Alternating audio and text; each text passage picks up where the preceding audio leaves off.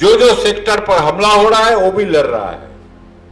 कल एलआईसी का आईपीओ के खिलाफ सारे देश भर शानदार प्रदर्शन हुआ और हम एलआईसी का नेता लोग बैठा है इधर, हम उसको बिना पूछे हम बोल सकता है 2 दिन का जो हड़ताल आने वाला है 28 और 29, कम से कम 95% एलआईसी का कर्मचारी वो हड़ताल में भाग लेने वाला है। इसका लिए आपको कुशन को पूछने का जरूरत नहीं है, हम जानते हैं, यही इसका रिकॉर्ड है। पहला हड़ताल से 29 नवंबर 1991 पहला हड़ताल हुआ था। ये हर हड़ताल में इसका परफॉर्मेंस है 90-95% है, यही परंपरा है। बाकी जगह में वो परंपरा नहीं है। इस दफे का चैलेंज है बाकी जगह में ये करके दिखाना। जो कंसर्न साथिया है, आपको चैलेंज लेना है। कितना किया इतना दिन हमको मालूम नहीं है, लेकिन जो दिन बचा है ये 20 दिन यही आपको निर्णय होना चाहिए, यही आपको इनिशिएटिव होना चाहिए, ये करके दिखाना। आगे का संघर्ष में अब 10 कदम आगे बढ़ जाओगे अगर इसको हम कामयाब कर पाते हैं।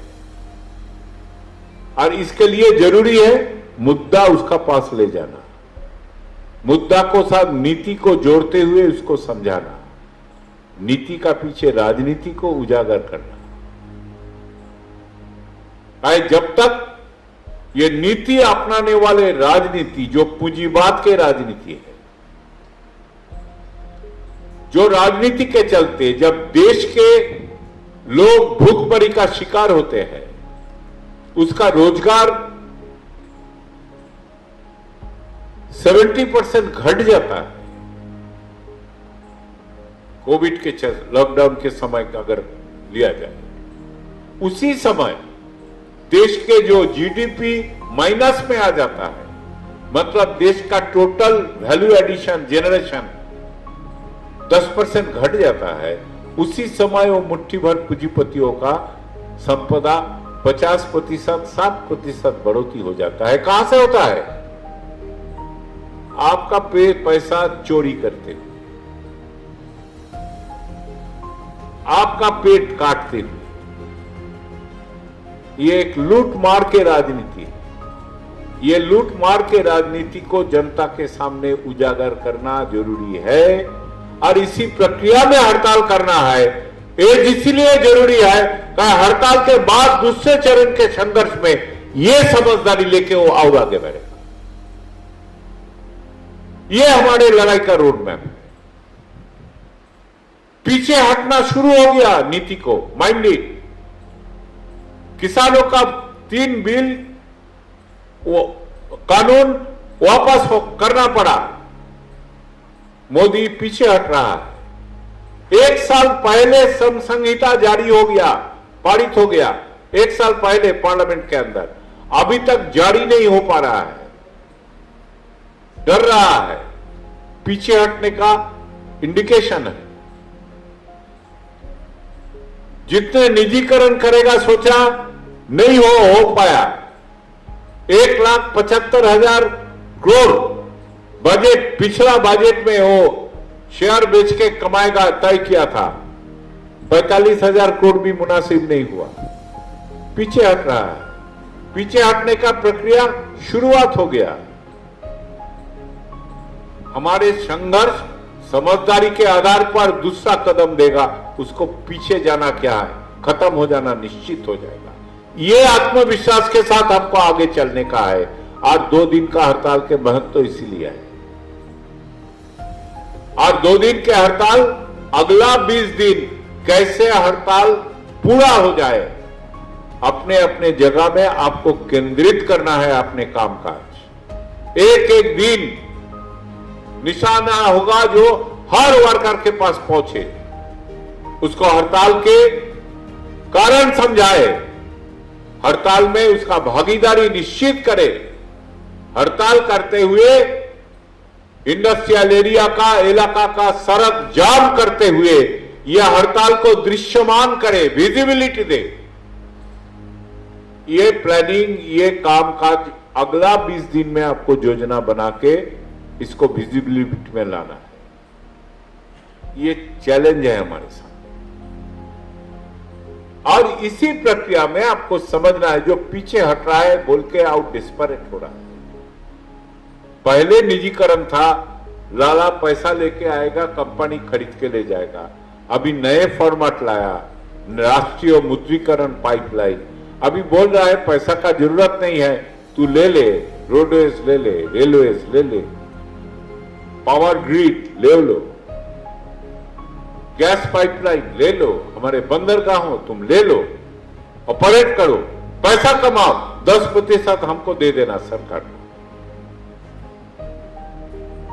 बिने पर फ्री में दिया जा रहा है उसको हाथ, और बोल रहा है ये तो निजीकरण नहीं, टाइटल डीड तो सरकार के पास ही है, लेकिन हम दे दिया, तू ऑपरेट कर, कमाते रहे, और वो कमाई का 10% हमको देना।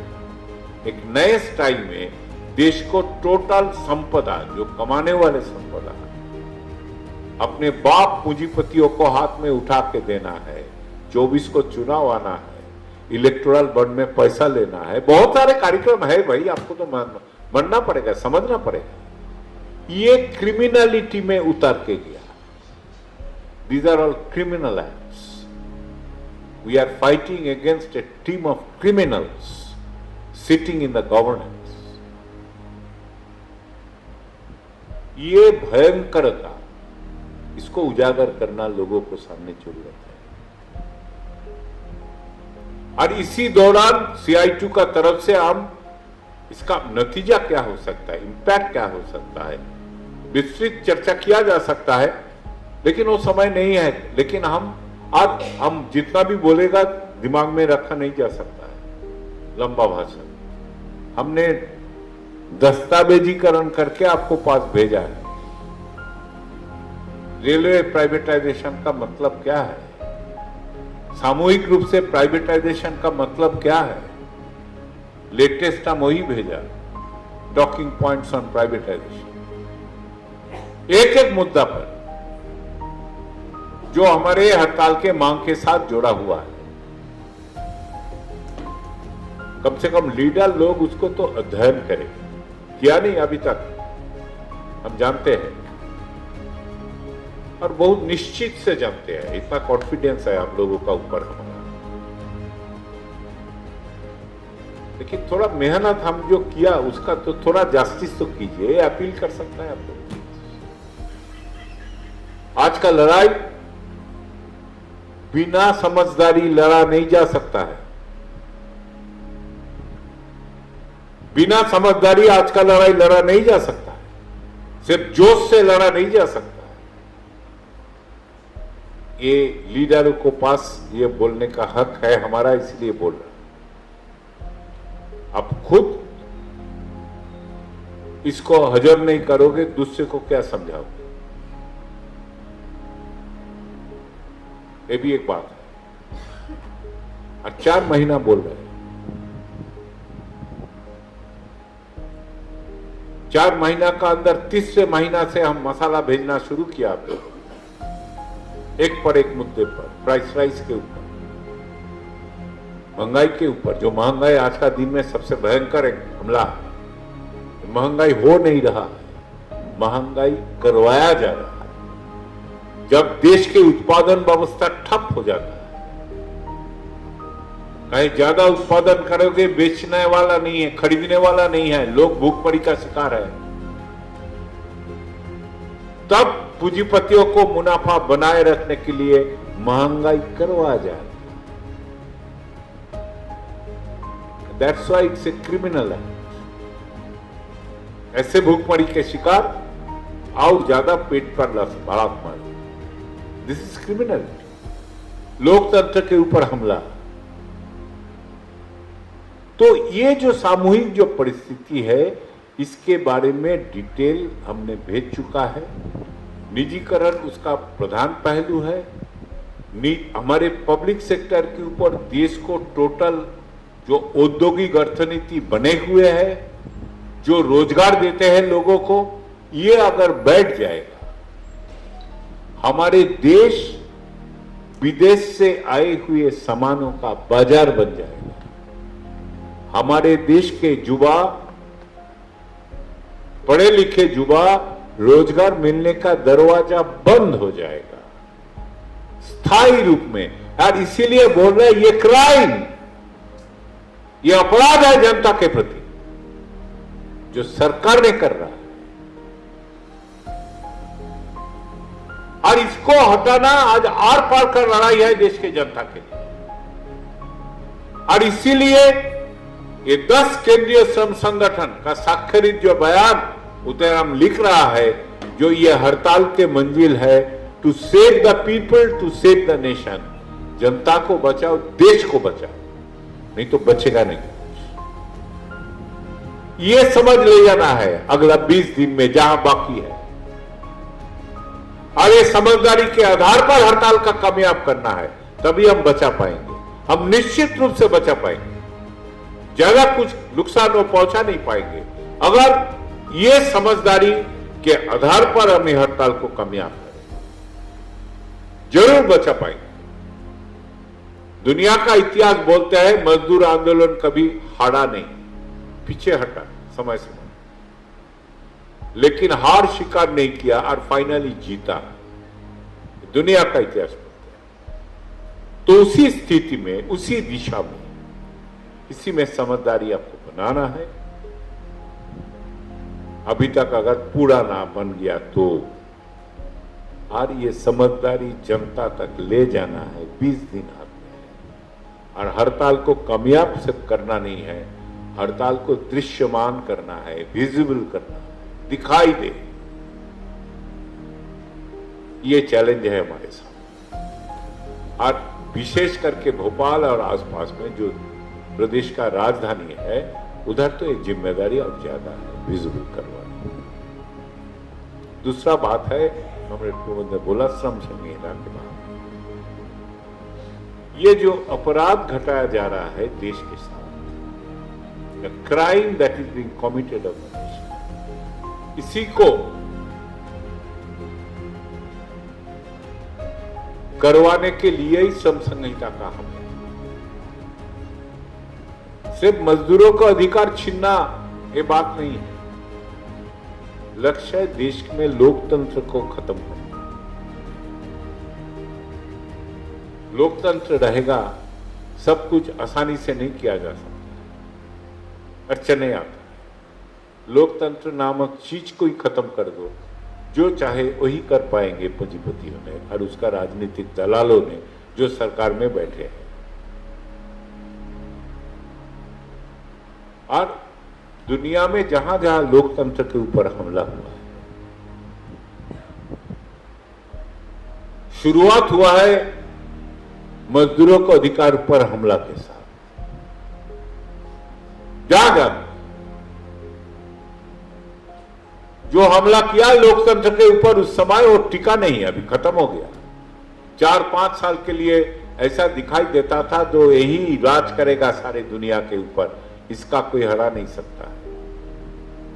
वो भी जनता का समर्थन में पहले पावर में आया था, उसको बाद लोकतंत्र खत्म करने के कदम उठाया। पहला कदम उठाया मजदूरों का अधिकार खत्म करना। हमारे इधर ही वही ड्रामा चल रहा है। श्रम कानून का मुद्दे पर भी मजदूर आंदोलन की उपलब्धियां कुछ कम नहीं है। ये नया उदारवादी प्रक्रिया शुरू होने का साथ साथ श्रम कानून को बदलने का प्रक्रिया शुरू हो गया था। बताया जा रहा था जो हमारे देश के लेबर लॉ सारे बहुत रिजिड है, इसको फ्लेक्सिबल बनाना थोड़ा बदला जाना जरूरी है, कर नहीं पाए। लगातार हड़ताल संघर्ष के श्रृंखला में रोक के रखा था। मोदी का पहला चरण में भी कर नहीं पाया सरकार। दूसरे चरण में आके 2020 में यह श्रम संहिता पारित किया, 29 श्रम कानून को खत्म करके नॉट 29, एक्चुअली 44, उसी में 29 ये श्रम संहिता का साथ जोड़ा हुआ है और बाकी जो कानून ऐसे ही खत्म कर दिया। जब देश के कोविड के चलते देश के प्रवासी मजदूर को ऊपर इतना भयंकर हाहाकार मच गया था, उसी समय प्रवासी मजदूरों के लिए एकमात्र जो कानून था, migrant interstate migrant workers act, खत्म कर दिया। अब श्रम संहिता के जरिए जो 4 कोड अपनाया, code on wages, code on industrial relations, code on social security और occupational health safety and working conditions code, 4 code लाए। वेजेस में क्या बोल रहे हैं? जब भारत के श्रम सम्मेलन में बार बार ये निर्णय लिया, मिनिमम वेज का फॉर्मूला बनाओ, ऐसा नहीं जो कुछ कमेटी बैठ के तय कर लिया यही मिनिमम वेज होगा, उसका एक आधार होना चाहिए। भारत के श्रम सम्मेलन निर्णय लिया जो वेज किस लिए, वर्कर को खाना पीना के लिए, रहने के लिए, जिंदा रहने के लिए, तो उसको जिंदा रहने का जो न्यूनतम जरूरत है 2700 कैलोरी फूड और कुछ मुद्दा है, सब जोड़ के वही फॉर्मूला को आधार पर मिनिमम वेज बनना चाहिए। आम सहमति का निर्णय था, कोड ऑफ वेजेस में उसका जिक्र तक नहीं। बाद में आंदोलन के चलते रूल्स में वो फॉर्मूला डाला गया। रूल्स मानना ही पड़ेगा ऐसा बाध्यता नहीं है देश के कानून के अनुसार, और वो रूल्स भी अभी तक ड्राफ्ट है, उसको फाइनली कोडिफाई नहीं हुआ, नोटिफाई नहीं हुआ। पूंजीपतियों का दबाव है और इसीलिए वेज कोड अभी लागू होना रुका हुआ है। समझिए,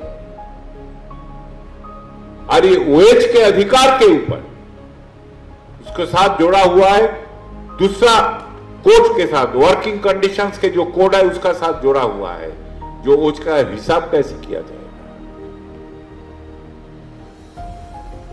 स्टैंडर्ड प्रैक्टिस है, 4 दिन छुट्टी लेता मिलता है, weekly off days. Daily veg बनेगा, जो मंथली वेज बनेगा 1 महीना का पूरा वेज, उसी को 26 से डिवाइड करते हुए डेली वेज बनेगा। 26 से क्यों? 4 दिन वीकली ऑफ कानूनी रूप से अधिकार है मजदूरों का। अभी इसको गोल कर दिया, कोड ऑफ वेजेस में वेज का डेफिनेशन में उसको कंफ्यूजिंग कर दिया, जो 3-4 इंटरप्रिटेशन हो सकता है इसका, और मालिक लोग को हाथ में और सरकार के हाथ में अधिकार दिया गया जो उसका इंटरप्रेट करने का अधिकार उसका है।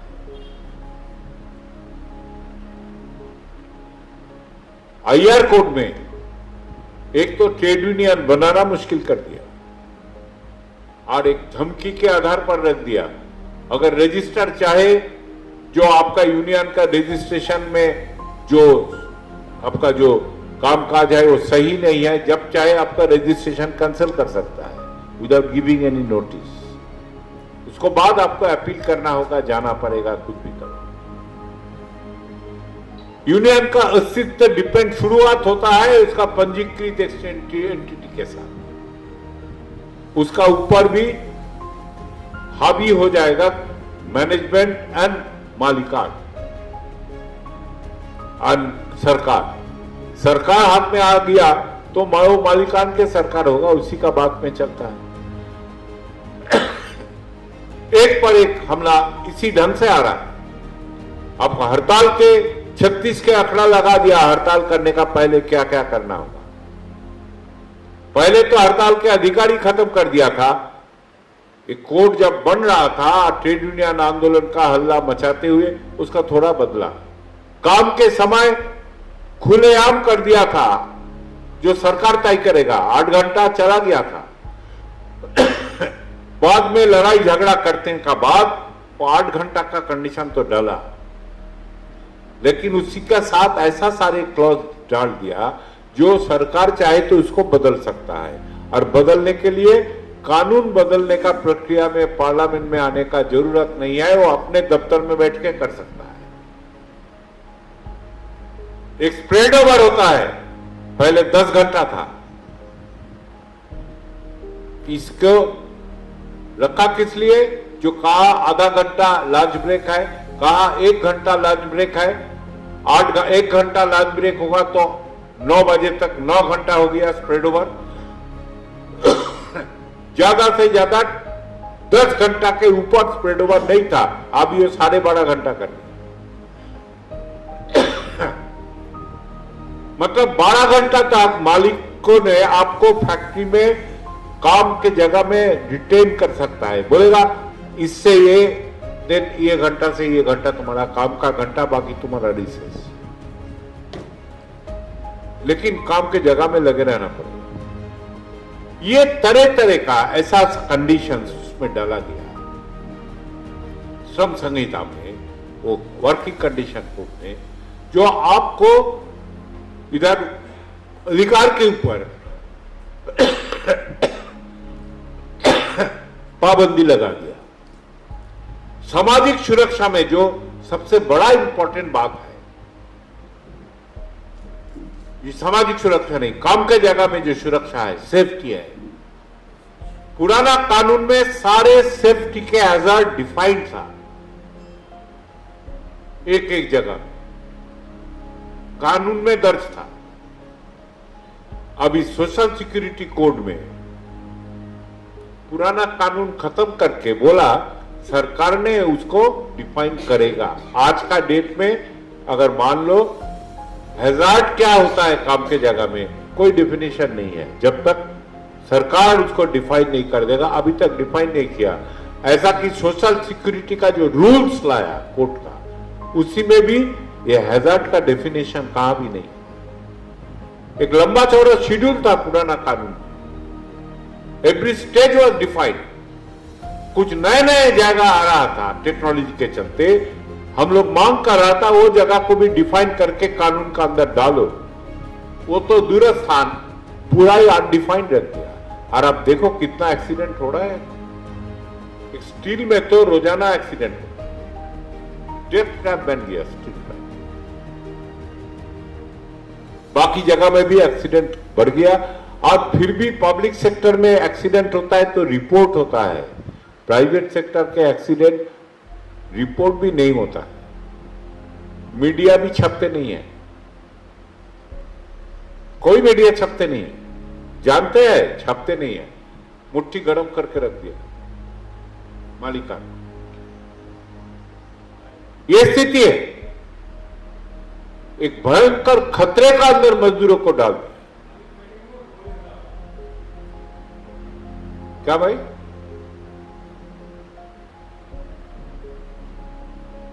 तो ये जो काम के जो सेफ्टी, हेल्थ एंड सेफ्टी का मुद्दे पे, और सामाजिक सुरक्षा में जो एस्टैब्लिश्ड सामाजिक सुरक्षा था, खास करके संगठित क्षेत्र के लिए, पीएफ एंड ईएसआई। ये पीएफ और ईएसआई का पैसा पूरा वर्कर के, सरकार एक पैसा नहीं देता है इसको चलाने के लिए। ये हम लड़ाई करके हासिल किया था, जो हमने भी देगा हमारे पीएफ में कुछ पैसा मालिक को भी देना पड़ेगा। ये जो हम हासिल किया था, जिस आधार पर पीएफ का कानून बना, उसी आधार पर ईएसआई का कानून भी बना।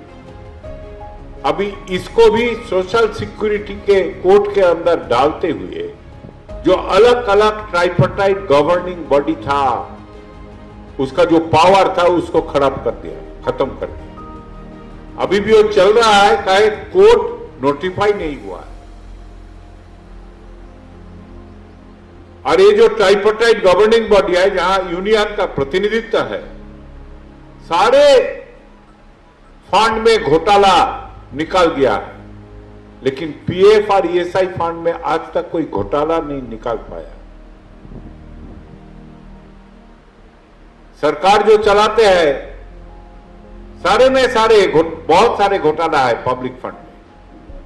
लेकिन इसमें कोई घोटाला, जो घोटाला हुआ पीएफ का फंड में, वो घोटाला नहीं रहा। ऊपर सरकार ने निर्णय लिया इक्विटी में पैसा डालेगा पीएफ का, यूनियन के ओपिनियन को इग्नोर करते हुए उसी में घोटाला हो गया। जिसको जिसको पैसा दिया पीएफ का वो नुकसान कर दिया, वो पैसा वापस नहीं आ रहा। ये घोटाला सरकार के किए हुए घोटाला है, लेकिन ये नियंत्रण में है। 10% से ज्यादा, 15% से ज्यादा उधर पैसा डाल नहीं सकता है, ये नियंत्रण में है। सारे कुछ चला जाएगा। और असंगठित क्षेत्र का जो सोशल सिक्योरिटी, जो सबसे जरूरी था, उसी का बारे में सरकार कोई कदम नहीं उठा। सोशल सिक्योरिटी कोड में तो वही ज्यादा डालने का था, बोला जो सबको सोशल सिक्योरिटी में कवर किया जाएगा, किया नहीं, 1 साल के ऊपर हो गया। जिसको कुछ नहीं मिल रहा है असंगठित क्षेत्र का मजदूरों को, अभी वो लड़ाई में है। हरियाणा का आंगनबाड़ी वर्कर लगातार हड़ताल में 85 डेज हो गया, अभी भी चल रहा है। सारे देशों में लड़ाई चल रही है। कल कर्नाटक का सारे असंगठित क्षेत्र का वर्कर आंगनबाड़ी आशा के साथ जम के विधानसभा का सामने महापड़ाव डाल के बैठा हुआ है। यह अन्याय के खिलाफ चल रहा है संघर्ष। तो कॉमरेड, ये सब संहिता का मूल बात है, जो यूनियन को हस्तक्षेप करने का सामूहिक रूप से। यूनियन क्या होता है? मजदूर अकेला होता है तो कोई किसी का नहीं रहता। मजदूरों को सामूहिक रूप में एक साथ अन्याय के खिलाफ, शोषण के खिलाफ अपने कदम उठाना, अपने अधिकार को एस्टैब्लिश करना, ये ट्रेड यूनियन के ये अधिकार को सामूहिक रूप में खत्म करना। तानाशाही तभी आ सकता है अगर मजदूर अधिकार को दमन ना करते हुए नहीं कर सकता है। सारे देश में किसान आंदोलन का ये व्यापक वातावरण जो पिछले 5-6 साल से बना, उसका पीछे है 30 साल तक ट्रेड यूनियन आंदोलन का ये नया उदारवाद के खिलाफ लगातार कंटिन्यूअस हस्तक्षेप, धारावाहिकता के साथ वातावरण बना। इतना बड़ा जंग छिड़ गया, मोदी को पीछे जाना पड़ा। ये काबुलियत, ये महत्व है मजदूर वर्ग के हस्तक्षेप। इसी दिशा में हमारे लड़ाई को ले जाने का है। तो इसीलिए कॉमरेड, हम फिर बोलेंगे, सवाल है कीजिए आप, लेकिन समय 20 दिन, ये बार बार याद रखना। भोपाल और आसपास के श्रमिक एरिया महत्वपूर्ण है हमारे लिए। ये हड़ताल को, ये प्रदेश में जो सरकार बैठे हुए हैं, उसी का ही सरकार है, तो यही प्रदेश में ये हड़ताल को दृश्यमान करने का, इम्पैक्ट महत्वपूर्ण करने का जो बात है, ये 20 दिन इंपॉर्टेंट है। एक दिन भी बेकार नहीं जाना चाहिए, एक दिन भी नष्ट नहीं होना चाहिए। एक व्यापक रूप से ये संघर्ष को आपको आगे ले जाना है, एक एक मजदूर तक पहुंचना है, अपने अपने काम की जगह में हड़ताल को कामयाब करना है। पब्लिक सेक्टर, कोयला में, बीएचईएल में और दूसरे जो जगह में, LIC में तो हो जाएगा, उसको बोलने का जरूरत नहीं है। बाकी जगह में जो जहां कर्मचारी है, इंडस्ट्रियल एरिया में व्यापक रूप से इसको कामयाब करना ही करना है। एक चीज हम बोलना चाहिए, मालूम नहीं पसंद होगा कि मजदूरों ने लड़ने के लिए तैयार है। पिछले 4 हड़ताल का आंकड़ा हम दे सकते हैं। जितने मजदूर सारे देश में हड़ताल में आया, उसका 30% मजदूर कम से कम इतना था, ऐसा था जो सीटू का मेंबरशिप नहीं, कोई सेंट्रल ट्रेड यूनियन का एफिलिएट नहीं था और बहुत सारे जगह में यूनियन ही नहीं था, बिना यूनियन मजदूर हड़ताल में चला है। क्या हमारे प्रचार पहुंच पाया उसका? और ये प्रमाणित करता है यार ये टाइम में लोगों को ऊपर जो हमला पड़ा, जो कठिनाई आया, जो गुंडागर्दी चल रहा है सरकार के तरफ से, जो पूरा देश जब माइनस में जा रहा है तब भी उसका संपदा मुनाफा 50% से ऊपर बढ़ जाता है, सरासर लूटमार कर रहा है, बैंक के पैसा लूटता है, सरकारी खजाना का पैसा लूटता है, सरकार खुद ये लूट को प्रक्रिया को बढ़ावा दे रहा है। And that is what is the crime on the nation. समाज जनता के ऊपर अपराध कर रहा है और आज का नहीं, आपका परिवार का भविष्य, प्रजन्मों का भी भविष्य को अंधेरा में डाल रहा है। इमीडिएटली इसको हाथ को रोका ना जाए। हम पिछले 75 साल में जो कमाया सारे गंवाना होगा, हम एक कर नहीं सकता है, उसको ये भयंकर रास्ते में जाने नहीं दे सकता है, उसको रोकना चाहिए जैसे भी हो। और CITU इसी दिशा में अपने समझ बनाया था उसका पिछला सम्मेलन में। जो आज का लड़ाई का मोडालिटी होना चाहिए डिफायंस एंड रेजिस्टेंस, अस्वीकार करो और रोक दो।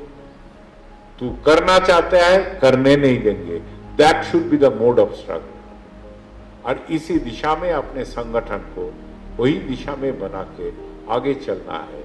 और इसी दिशा में वो ये लड़ाई के चलते हुए, लड़ाई का तैयारी करते हुए अपने संगठन को भी वही मोड में ले जाने, उसी दिशा में कंसोलिडेट करना। आप लीडर है इसीलिए बोल रहा है, जो इसका इमीडिएट फॉलोअप सांगठनिक कंसोलिडेशन, ये भी एक इम्पॉर्टेंट काम है हमारे सामने। कहीं लड़ाई इसमें खत्म नहीं हो रहा है, हमको आगे बढ़ना है देश को बचाने के लिए, जनता को बचाने के लिए। दोबारा बोलेंगे, आप लीडर लोग, 20 दिन महत्वपूर्ण है। ये हड़ताल ही आपको प्राथमिकता है और कोई काम प्राथमिकता में नहीं। आम वर्कर को पास पहुंचना ये आपका जिम्मेदारी है। जो कॉल हम बहुत दिनों से दे रहे हैं, 4 महीना समय मिला, ये बहाना करने का जगह नहीं है जो कॉमरेड टाइम नहीं मिला, कोविड ने डिस्टर्ब कर दिया, ये बोलने का कोई मौका नहीं है। आप लीडर है इसीलिए सीधा बात, सीधा रास्ता नियम रखा है। ये आपका जिम्मेदारी है। जितना भी इधर उधर हुआ छोड़िए, लेकिन अगला 20 दिन एक दिन भी बेकार ना जाए। इसी दिशा में अगर एक मिशनरी जील लेकर हम उतर जाएगा, definitely we can make a difference. Thank you.